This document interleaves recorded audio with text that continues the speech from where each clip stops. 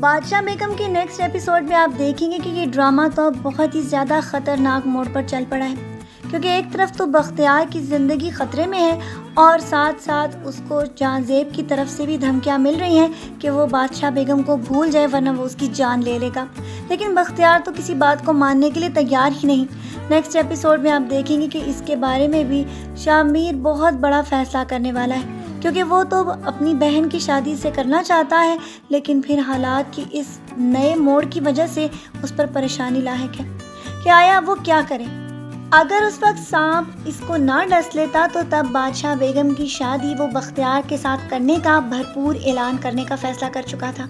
لیکن اب ہسپتال سے واپسی کے بعد تو کہانی کا scenario A to Z change ہو جائے گا، کیونکہ بادشاہ بیگم یہ فیصلہ کر آنے والی ہے کہ اب وہ اپنی زندگی کو ویسے ہی گزارے گی جیسے کہ بادشاہ بیگم گزارتی ہے۔ دوسری طرف پرانی بادشاہ بیگم یہ کوشش میں لگی ہوئی تھی کہ کسی طرح وہ روشن آرا کو جہان آرا کی جگہ بادشاہ بیگم بنوا دے، کیونکہ وہ یہ اچھے طریقے سے جانتی ہے کہ اس لڑکی کے اندر وہ پوٹینشل ہے جو ایک ظالم قسم کی عورتوں میں ہوتا ہے، اور اگر یہ بادشاہ بیگم بن گئی تو شاید اس وقت حالات اسی کی مرضی کے مطابق چلیں گے۔ لیکن بادشاہ بیگم تو اب جہان آرا بن چکی تھی اور وہ کبھی بھی ہار ماننے کے لیے تیار ہی نہیں ہوگی، چاہے اس کو اپنی زندگی میں بختیار کی قربانی ہی کیوں نہ دینا پڑے۔ جبکہ دوسری طرف اس کا بھائی شامیر جو کہ اپنی تعلیم کے بل بوتے پہ بھرپور کوشش کر رہا تھا کہ کسی طرح پیرا پور کی اس تاریخ کو بدل دے جو صدیوں پرانے ان کے آباء و اجداد کی طرف سے چلتی آ رہی ہے، لیکن اس کو حالات کا مشکل سے مقابلہ کرنا ہے، کیونکہ یہ لوگ تو کبھی بھی اس بات کو مانیں گے نہیں